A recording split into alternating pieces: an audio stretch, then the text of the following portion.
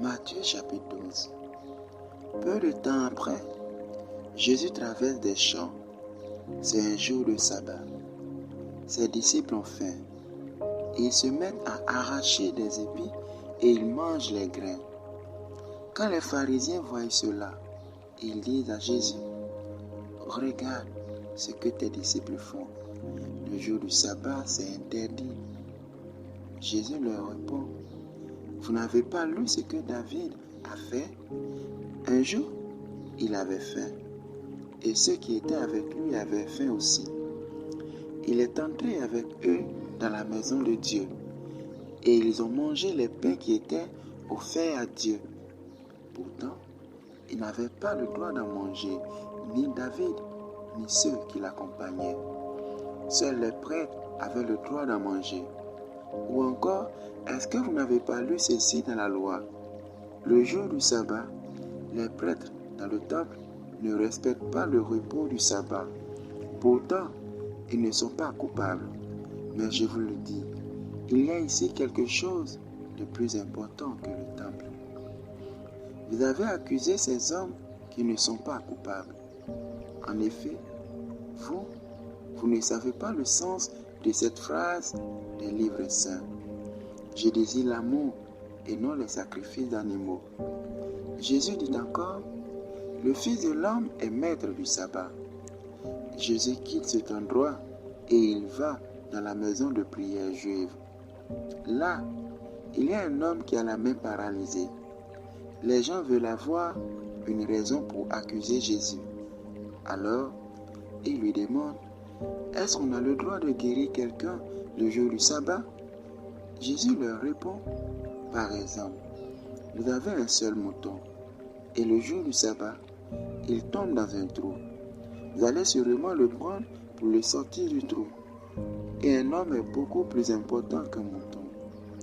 Donc, on a le droit de faire du bien le jour du sabbat. Alors Jésus dit à l'homme, tends ta main. L'homme tend sa main et elle est guérie. Elle redevient comme l'autre main. Les pharisiens sortent. Ils se réunissent pour voir comment faire mourir Jésus. Quand Jésus apprend cela, il quitte cet endroit. Beaucoup de gens le suivent. Jésus les guérit tous. Et il leur commande sévèrement, ne dites pas qui je suis. Ainsi se réalise ce que le prophète Isaïe a annoncé. Dieu dit, voici mon serviteur que j'ai choisi, celui que j'aime. Je l'ai choisi avec joie. Je mettrai mon Esprit Saint sur lui, et il annoncera le droit au peuple.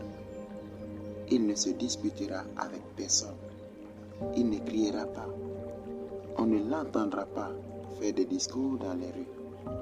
Il ne cassera pas le roseau abîmé. Il n'éteindra pas la flamme qui faiblit. Il agira de cette façon, jusqu'à ce qu'il donne la victoire au droit. Et les peuples espéreront en lui. Des gens amènent à Jésus un homme qui est aveugle et muet à cause d'un esprit mauvais. Jésus le guérit. Alors l'homme se met à parler et il voit clair. Toutes les foules sont très étonnées et elles disent, cet homme est peut-être le fils de David. Mais quand les pharisiens entendent cela, ils disent, cet homme ne chasse les esprits mauvais qu'avec le pouvoir de Satan qui est leur chef. Jésus connaît leurs pensées et il leur dit, quand les habitants d'un royaume font la guerre entre eux, ce royaume est détruit.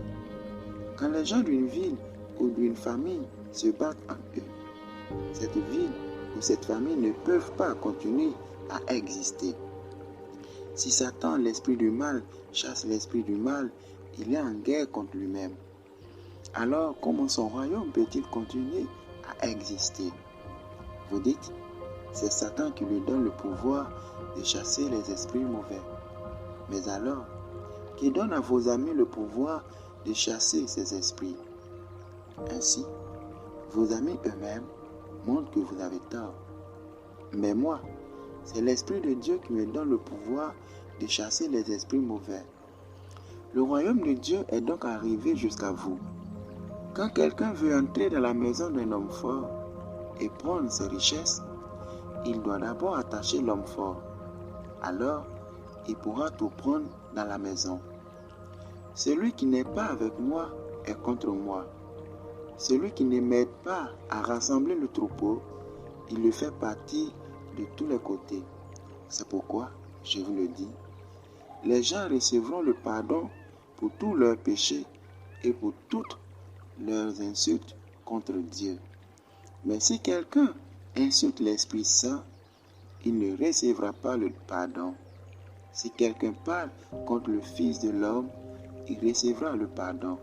Mais s'il parle contre l'Esprit Saint, il ne recevra pas le pardon, ni dans cette vie, ni dans la vie qui va venir.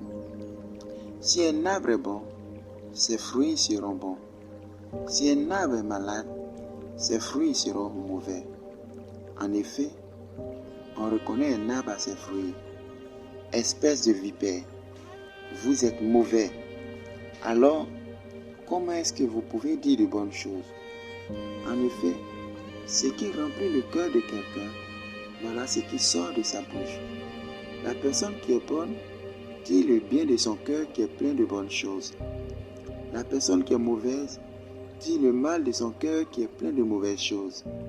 Oui, je vous le dis, le jour où Dieu jugera les gens, ils devront rendre compte de toutes les paroles inutiles qu'ils ont dites. En effet, c'est d'après tes paroles que Dieu dira si tu es innocent ou coupable. Alors, quelques maîtres de la loi et quelques pharisiens disent à Jésus, « Maître, fais un miracle devant nous. » Jésus leur répond, « Les gens d'aujourd'hui sont mauvais et infidèles à Dieu. Ils demandent un miracle. Mais les gens verront un seul miracle. Ce qui est arrivé au prophète Jonas. Oui, Jonas a passé 3 jours et 3 nuits dans le ventre du grand poisson. De la même façon, le Fils de l'homme passera 3 jours et 3 nuits dans la terre. Les gens de Ninive ont changé leur vie quand ils ont entendu Jonas. Et il y a ici quelqu'un de plus important que Jonas. C'est pourquoi, quand Dieu jugera les gens, les habitants de Ninive se lèveront en face des gens d'aujourd'hui et ils les accuseront. La reine du pays du Sud est venue du bout du monde pour entendre les paroles pleines de sagesse de Salomon. Et il y a ici quelqu'un de plus important que Salomon. C'est pourquoi, quand Dieu jugera les gens, la reine du pays du Sud se lèvera en face des gens d'aujourd'hui et elle les accusera. Quand un esprit mauvais est sorti d'une personne où il habitait, il va et vient dans des endroits secs. Il cherche un lieu pour se reposer, mais il n'en trouve pas. Alors il se dit, je vais retourner dans ma maison que j'ai quittée. Il y retourne. Il voit que la maison est vide, balayée, bien arrangée. Il va donc chercher 7 autres esprits encore plus mauvais que lui. Ils entrent et ils s'installent dans la maison. Après cela, cette personne est dans un état encore plus grave qu'au début. Eh bien, c'est ce qui arrivera aux gens mauvais d'aujourd'hui. Jésus est en train de parler aux foules quand sa mère et ses frères arrivent. Ils sont dehors et ils cherchent à lui parler. Quelqu'un dit à Jésus, « Regarde, ta mère et tes frères sont là, dehors. Ils cherchent à te parler. » Jésus lui répond, « Qui est ma mère? Qui sont mes frères? » Et il montre de la main ses disciples en disant, « Voici ma mère et mes frères. Oui, si quelqu'un fait la volonté de mon Père qui est dans les cieux, cette personne est mon frère, ma soeur, ma mère. »